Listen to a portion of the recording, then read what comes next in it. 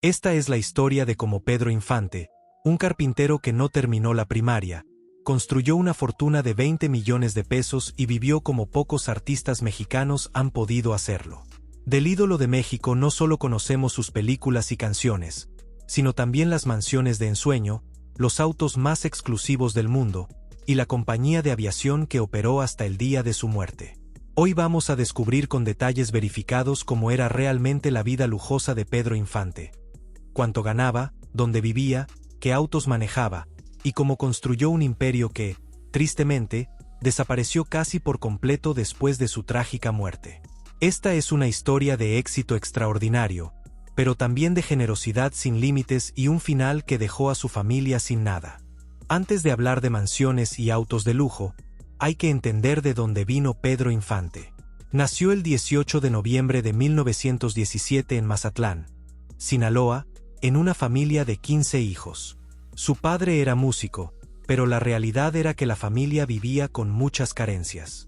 Pedro tuvo que abandonar la escuela sin terminar la primaria y trabajó como carpintero desde muy joven, un oficio que nunca abandonó completamente, como veremos más adelante.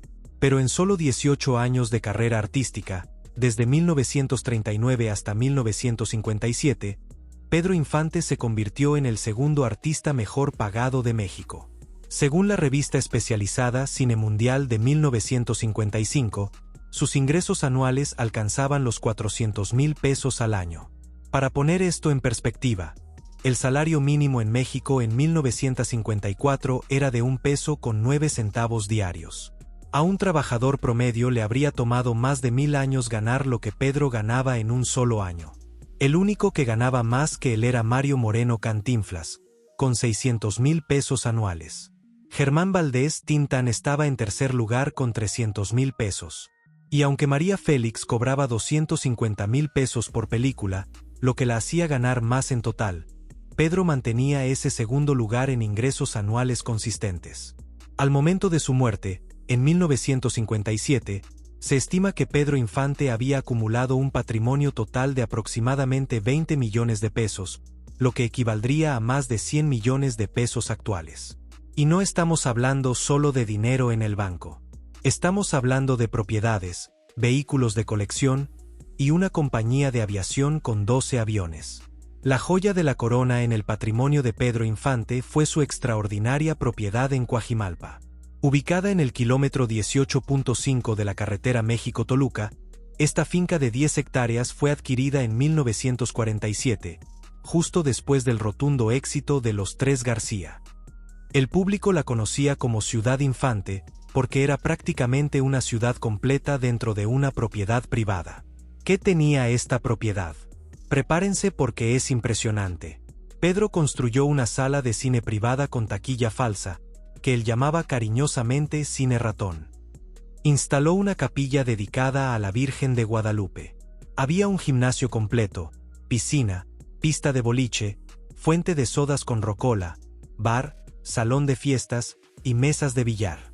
Pero aquí viene lo más interesante, lo que revela quién era realmente Pedro Infante. A pesar de toda su riqueza y fama, mantuvo un taller completo de carpintería donde seguía trabajando la madera, el oficio de sus inicios. También instaló una peluquería donde personalmente cortaba el cabello a sus invitados. Y algo que muy pocos saben, tenía un simulador de vuelos para practicar su pasión por la aviación. Pedro se enamoró de Coajimalpa durante las filmaciones de Los Tres García. En esa época, la zona era todavía un paisaje campestre, alejado de la ciudad. Existe una fotografía famosa de la época que lo muestra comiendo con los albañiles que construyeron su mansión, sentado con ellos en el suelo. Esa imagen resume perfectamente quién era Pedro, un hombre que nunca olvidó sus orígenes. Los domingos en Ciudad Infante eran legendarios. Pedro organizaba reuniones donde recibía a docenas de invitados. Les ofrecía cortes de cabello gratuitos en su peluquería, proyectaba películas en su cine privado, y los agasajaba en su bar y fuente de sodas. Cada 6 de enero, Día de Reyes, organizaba la entrega de juguetes a los niños de Coajimalpa. Las filas de madres con sus hijos se extendían enormemente. Conseguía camiones enteros llenos de juguetes que regalaba desde su mansión. Pero Ciudad Infante no fue su única propiedad. Pedro también tenía una casa en la colonia Narvarte, en Enrique Rebsamen 728, de estilo colonial californiano con 3 niveles. Esta fue su primera adquisición importante, comprada con los frutos de sus primeros ingresos artísticos, donde vivió con su esposa María Luisa León entre 1945 y 1951. Hoy esa casa todavía existe y tiene una placa de Talavera poblana que dice: esta fue la primera casa que compró el ídolo de México como fruto de sus primeros ingresos en su carrera artística. Tenía otra casa en Lindavista, en Buenavista 761 esquina con Pernambuco, con 5 recámaras y estacionamiento para 10 vehículos. Esa propiedad fue demolida en 2019, lamentablemente. Y en Mérida, Yucatán, en la avenida Itzáes 587, Pedro construyó otra mansión con amenidades similares a las de Ciudad Infante. Según su hija Lupita, esta era su oasis favorito.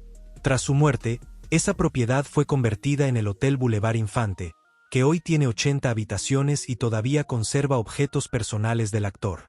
Su televisión original, sus sombreros, la caja fuerte, e incluso un fragmento del avión donde falleció. Si las propiedades de Pedro eran impresionantes, su colección de autos era simplemente legendaria. Y de todos sus vehículos, hay uno que destaca por encima del resto: el Mercedes-Benz 300 SL de 1956, conocido mundialmente como alas de gaviota por sus puertas de apertura vertical. Este automóvil fue fabricado en Sindelfingen, Alemania, el 25 de mayo de 1956. Pedro lo compró en una agencia importadora de la avenida Chapultepec por 200,000 pesos mexicanos, lo que equivaldría a aproximadamente 2 millones de pesos actuales. Para que entiendan qué tan exclusivo era este auto, en todo el mundo solo se fabricaron 1,400 unidades. Y en México llegaron poquísimos ejemplares. El Mercedes-Benz 300 SL tenía un motor de 6 cilindros de 3.0 litros que generaba 215 caballos de fuerza y alcanzaba los 260 km por hora. Era uno de los vehículos más rápidos y exclusivos del planeta. Y Pedro lo consiguió cuando estaba en la cúspide de su carrera. Pero aquí viene la parte triste de esta historia. Pedro apenas pudo disfrutarlo. Compró el auto mientras filmaba Escuela de Rateros, que resultó ser su última película. Poco después realizó su gira final por Centro y Sudamérica. Antes de partir a Mérida para su último vuelo, guardó el Mercedes en casa de su colaborador Antonio Matouk en la Colonia del Valle. Ese auto fue restaurado en 2012 por Fernando Gómez Urquiza y ganó el premio Best of Show en concursos de autos clásicos mexicanos. Hoy es una pieza invaluable de la historia automotriz y cinematográfica de México. Pero el Mercedes no era su único tesoro sobre ruedas. Pedro también tenía un Lincoln Continental V12 convertible de 1942, otra joya extraordinaria. De este modelo solo se fabricaron 136 unidades antes de que la Segunda Guerra Mundial interrumpiera la producción. El Lincoln tenía un motor V12 de 5.0 litros que generaba 130 caballos de fuerza. Pedro lo usaba frecuentemente para sesiones fotográficas con la prensa. Su primer auto de lujo fue un Cadillac, en el que por primera vez llevó a pasear a Irma Dorantes. También compró un Jeep Willys en 1947 en Ciudad Juárez por 3,000 pesos. Ese Jeep hoy se exhibe en el Museo de Guamúchil. Y no podemos olvidar su motocicleta Harley Davidson Panead de 1955. La compró el 6 de febrero de 1955 en el primer establecimiento Harley Davidson de México por 7,200 pesos. Esta moto tenía un motor de 1,200 centímetros cúbicos y alcanzaba los 160 km por hora. Pedro la usó en las películas A Toda Máquina y ¿Qué te ha dado esa mujer? Antes de morir, regaló la Harley a su amigo Rafael Pliego. Actualmente pertenece a Gerardo Leal de Guanajuato, quien la compró en 1995 y ha rechazado ofertas millonarias para venderla, incluso de Sylvester Stallone y Ricardo Salinas Pliego. Esa motocicleta es una leyenda en sí misma. Pero de todas las pasiones de Pedro Infante, ninguna fue tan grande como la aviación. Y no estamos hablando de un simple pasatiempo. Pedro obtuvo una licencia de piloto comercial, la número 447 de Transportes Públicos. Para abril de 1957, había acumulado 2.989 horas de vuelo certificadas. Cuando piloteaba, usaba el nombre Capitán Cruz, su segundo apellido. Y Pedro no solo volaba. Fundó su propia aerolínea, TAMSA, Transportes Aéreos Mexicanos S.A. Esta compañía llegó a operar 12 aeronaves de transporte de carga, con hangares ubicados en lo que hoy es la Base Aérea Militar de Mérida.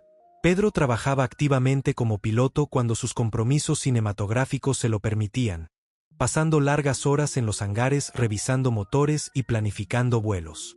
Cumplió sus horas de vuelo en Mérida, Yucatán, y tenía autorización para comandar aviones Douglas DC-3. También piloteó un Bellanca Cruisair monomotor y un Cessna T-50 bimotor. Su pasión por volar quedó inmortalizada en la canción 200 horas de vuelo que grabó con el mariachi Perla de Occidente. Pero la historia de Pedro con la aviación no fue siempre feliz. Antes del accidente que le quitó la vida, sobrevivió a 2 percances graves que debieron haberle servido de advertencia. El primer accidente ocurrió entre 1947 y 1948 en Guasave, Sinaloa. Pedro intentó despegar de madrugada en un Bellanca Cruisair, pero no había iluminación adecuada en la pista. Pidió a sus amigos que iluminaran con los faros de sus automóviles, pero la aeronave no ganó suficiente velocidad y terminó estrellada en un campo de maíz. Solo sufrió heridas menores en el mentón. El segundo accidente fue mucho más grave. El 22 de mayo de 1949, volaba de Acapulco a la Ciudad de México en un Cessna T-50. Llevaba a bordo a Lupita Torrentera. La brújula falló, se agotó el combustible, y el avión se estrelló en Zitácuaro, Michoacán.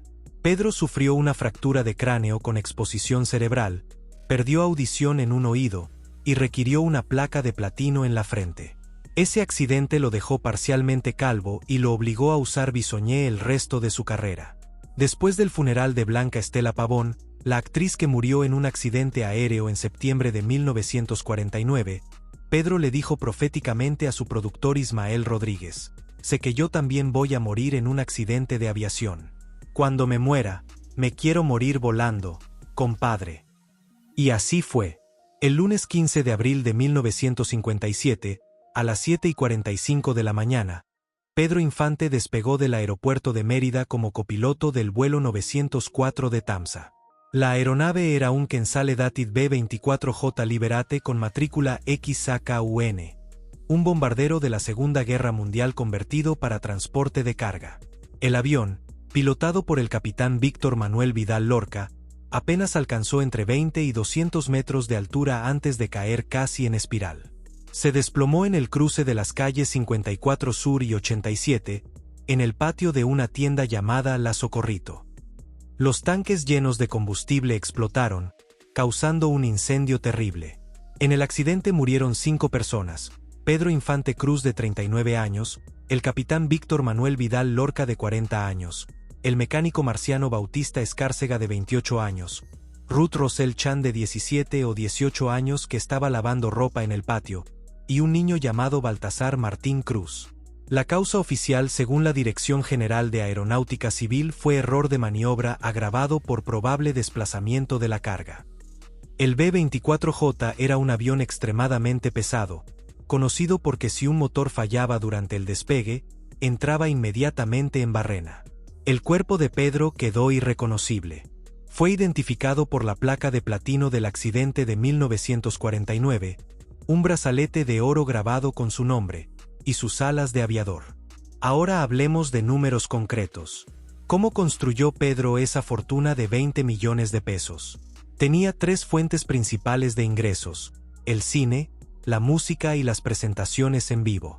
En el cine, sus primeras películas le pagaban entre 250 y 750 pesos por film. Pero conforme creció su fama, llegó a ganar entre $25,000 y $30,000 por película. Tenía un contrato exclusivo con los hermanos Rodríguez por 5 años, donde recibía $25,000 pesos garantizados por cada película. En la música, la evolución fue similar. Su primera grabación en 1943 le pagó solo 30 pesos. Pero su última grabación, La Cama de Piedra en 1956, le pagó 15,000 pesos. En total, grabó 349 canciones con discos Peerless y 2 con RCA Victor. Y en presentaciones en vivo, en su apogeo llegó a cobrar hasta $10,000 por presentación. Por apariciones en radio cobraba hasta 55,000 pesos por programa. Con todo ese dinero, Pedro podría haber vivido de manera ostentosa y aislada. Pero no lo hizo. Su vestimenta sí reflejaba su estatus. Portaba trajes de charro con botonadura de plata auténtica, bordados elaborados, sombreros anchos de gala. En 1953, después de un concierto en Nueva York, rifó un valioso traje de charro que había usado en varias películas. La ganadora fue Lidia Cruz de Puerto Rico, quien lo conservó más de 50 años antes de devolverlo a la familia Infante. Pero a pesar de su riqueza, Pedro nunca olvidó sus orígenes. Además de los juguetes que regalaba en Día de Reyes, firmaba aproximadamente 50 cheques mensuales para mantener a su madre, hermanos, sobrinos y familiares extensos. Era el sostén económico de una familia enorme. Su círculo de amigos incluía a lo más selecto del cine mexicano. Tenía una relación de respeto profesional con Jorge Negrete, quien lo recomendó con los hermanos Rodríguez para entrar al cine. Solo hicieron una película juntos, Dos tipos de cuidado, en 1953. Era muy amigo de Luis Aguilar, su compañero en A Toda Máquina. Trabajó en 15 o 16 películas con el director Ismael Rodríguez. Y visitaba cada Día de las Madres a Sara García, la abuelita de México. Y no podemos hablar de la fortuna de Pedro Infante sin mencionar el trabajo que la generó. En solo 18 años de carrera cinematográfica, protagonizó más de 60 películas y grabó aproximadamente 350 canciones. Su trilogía de Pepe el Toro, Nosotros los pobres, Ustedes los ricos y Pepe el Toro, fue la más exitosa comercialmente en la historia del cine mexicano de su época. También destacan Los Tres García, Los Tres Huastecos, donde interpretó a trillizos, Angelitos Negros, ATM a Toda Máquina, y su película final Tizoc, Amor Indio con María Félix. Los premios que ganó son impresionantes.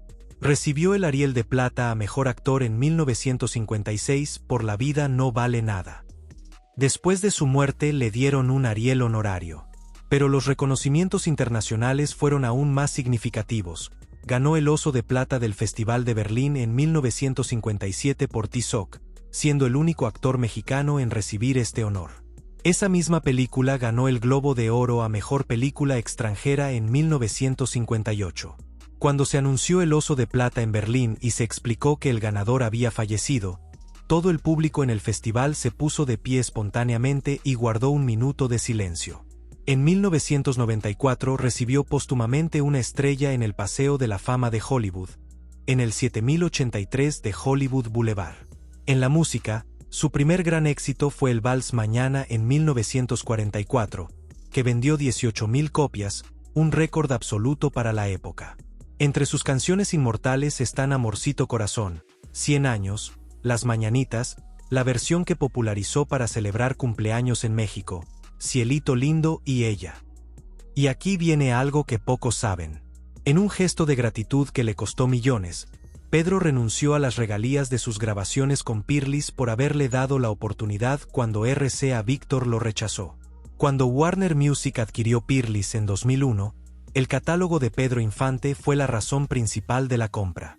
Hoy, según su hija Lupita, la familia ya no recibe regalías significativas por su obra. Y llegamos a la parte más dolorosa de esta historia. Pedro Infante falleció el 15 de abril de 1957 sin testamento. Supuestamente fue por consejo de su manager Antonio Matouk. Esta omisión resultó catastrófica para sus herederos legítimos. Tras el accidente, Matouk y el administrador Ruperto Prado Pérez se apropiaron de la mayor parte de las propiedades. Los hermanos de Pedro llegaron primero a Ciudad Infante para tomar posesión. Irma Dorantes y su pequeña hija fueron desalojadas de la casa que Pedro aún no había terminado de pagar. La madre del actor, doña Refugio Cruz Aranda, tuvo que vender las joyas que su hijo le había regalado para poder sobrevivir. Ciudad Infante, esa maravilla de 10 hectáreas con su cine, su capilla, su taller de carpintería, fue vendida a una empresa privada y eventualmente demolida. ya no existe. La Casa de Lindavista corrió la misma suerte en 2019. Solo la propiedad de Mérida, convertida en hotel, y la casa natal de Mazatlán, ahora museo, preservan su memoria arquitectónica. Hoy, los únicos lugares donde se pueden apreciar sus pertenencias originales son el Museo Pedro Infante de Guamúchil, el más grande de Latinoamérica dedicado a un artista, el Museo Centro Cultural Nacional Pedro Infante en Coajimalpa, y el Hotel Boulevard Infante en Mérida, que conserva su televisión, sombreros, caja fuerte y fragmentos del avión donde perdió la vida. Pedro Infante encarnó el sueño mexicano de su época. Un muchacho de origen humilde que, mediante talento excepcional y trabajo incansable, alcanzó la cima del éxito artístico y material. Sus 10 hectáreas en Coajimalpa, su Mercedes-Benz alas de gaviota, sus motocicletas Harley-Davidson y su compañía de aviación con 12 aviones representaban logros extraordinarios para cualquier época, más aún considerando que provenía de una familia de 15 hijos donde no pudo terminar la primaria. Pero como dijo el crítico Rafael Aviña, lo interesante es que era un muchacho sencillo, de pueblo. A diferencia de otros actores, Pedro era en la vida real igual a los héroes que interpretaba en la pantalla. Comía con los albañiles que construían su mansión. Cortaba el cabello a sus amigos. Regalaba juguetes a los niños pobres. Mantenía económicamente a decenas de familiares. Y todo lo que ganó, todo lo que construyó, lo perdió su familia porque murió sin testamento, persiguiendo su pasión por volar. Su muerte a los 39 años marcó simbólicamente el fin de la época de oro del cine mexicano. Más de 50,000 personas se congregaron en el Panteón Jardín para su sepelio, un duelo nacional sin precedentes. Casi 70 años después, su música sigue sonando, sus películas continúan transmitiéndose, y cada 15 de abril miles visitan su tumba para recordar al hombre que demostró que la grandeza artística y la humildad genuina pueden coexistir. Pedro Infante vivió como un rey, pero nunca dejó de ser el carpintero de Mazatlán que soñaba con volar. Y así fue la lujosa vida de Pedro Infante. Mansiones que ya no existen, autos que hoy son piezas de museo, aviones que se quedaron en tierra, y una fortuna que se esfumó. Pero un legado artístico y humano que permanece inmortal. Si este video te trajo recuerdos de Pedro Infante, de su música, de sus películas, déjanos un comentario contando cuál es tu canción favorita o qué película te marcó. Y si conociste alguna de sus propiedades o tienes alguna anécdota familiar sobre el ídolo de México, compártela con nosotros. No olvides suscribirte para más historias de las grandes leyendas de la época de oro mexicana. Hasta la próxima.